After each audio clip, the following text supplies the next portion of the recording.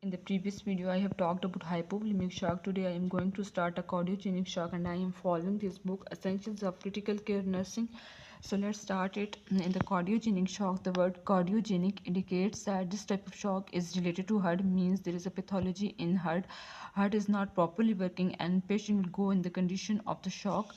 What happens in cardiogenic shock? In cardiogenic shock, basically contractility of the heart is lost, means heart is not properly contracting and not supplying blood to your body, and body will go in the condition of shock. It is a form of heart failure. Before going to the details of the cardiogenic shock, I will discuss the basic pathophysiology behind a cardiogenic shock. In cardiogenic shock, myocardium is injured. For example, if coronary artery is blocked, coronary artery is supplying the blood to the myocardium. If coronary artery is blocked, it is not supplying blood to the myocardium, and myocardium injury will occur. Myocardium is the thickest and middle layer of the heart. It helps the heart in contraction. When myocardial injury occurs, then decreased contraction of the heart will occur, and if heart is not properly contracting, it is not supplying blood to the aorta, and the cardiac output will decrease.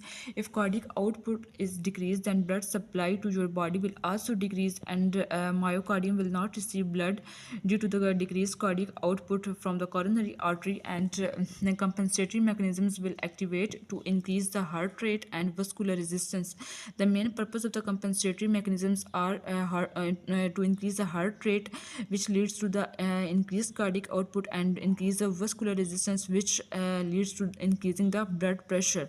When heart rate is increasing, heart is contracting fastly to increase the cardiac output, then workload on myocardium is also increasing, because myocardium is already not receiving the blood or oxygen, and heart rate is further increasing to increase the cardiac output. Then further myocardial ischemia will occur. Causes of the cardiogenic shock. The most common cause of cardiogenic shock is left ventricular damage. As you know, left ventricle is the largest chamber of the heart, and it has largest cavity. It has more blood in it, and it supply blood to the aorta. Aorta supply blood to the whole body.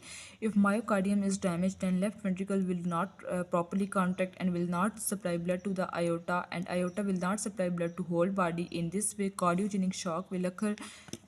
Other causes of the cardiogenic shock include papillary muscle rupture, ventricular septal rupture, cardiomyopathy, acute myocarditis, valvular disease, and dysarrhythmias. I will discuss all these causes in detail. First one is papillary muscle rupture. Before discussing the papillary muscle rupture, we need to know what is papillary muscle. Papillary muscle are special type of invaginations made up of the myocardial muscle and connective tissue. These papillary muscles are present both in right ventricle and left ventricle. In right ventricle, there are three small papillary muscles, and in left ventricle, there are two large papillary muscles, which are posterior medial papillary muscle and anterior lateral papillary muscle. In left ventricle, posterior medial papillary muscles are mostly ruptured, and it leads to the condition of the cardiogenic shock.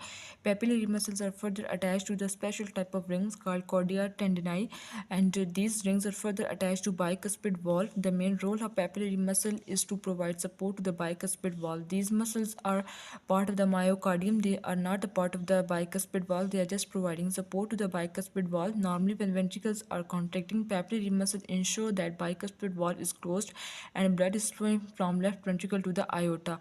But when myocardial injury occur, papillary muscle will lose their hold on the bicuspid valve, and these valves remain unclosed, and blood start flowing from left ventricle to the left arteria instead of flowing from left ventricle to the aorta, and cardiac output will decrease, and patient move towards the condition of the shock. When pressure in the left arteria increases, blood flow from left arteria back to the pulmonary artery, and pulmonary edema and pulmonary congestion. Next one is ventricular septal rupture. In ventricular septal rupture, separation between right ventricle and left ventricle is ruptured.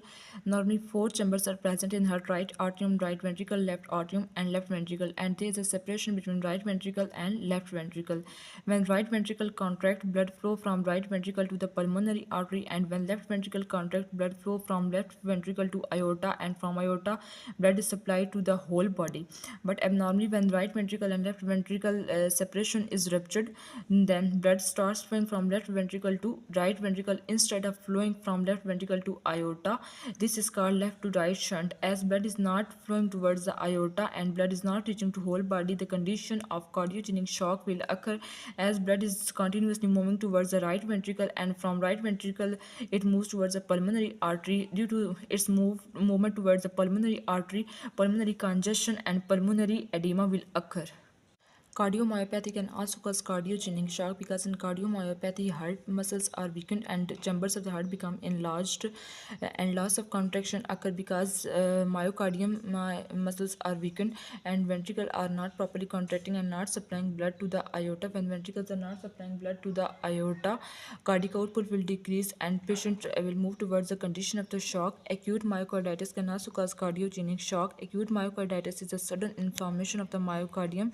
In acute myocarditis, swelling of the muscle fibers occur, which leads to injury of the myocardium, and still a loss of contractility of the heart muscles occur, and still cardiac output is decreased, and patient will move towards the condition of the shock. Next, valvular disease and dysarrhythmias. There are two main valves present in the heart: aortic valve and mitral valve. When aortic valve is stenosed or narrowed, then blood flow to the aorta will decrease, and when mitral valve is not properly closed, blood flow from left ventricle to left atrium and still cardiac output will decrease, and patient move towards the condition of the shock. And dysarrhythmias means abnormal heart rhythm. When heart is not properly contracting, a poor filling of the ventricles will occur and cardiac output will decrease, and patient will move towards the condition of the shock.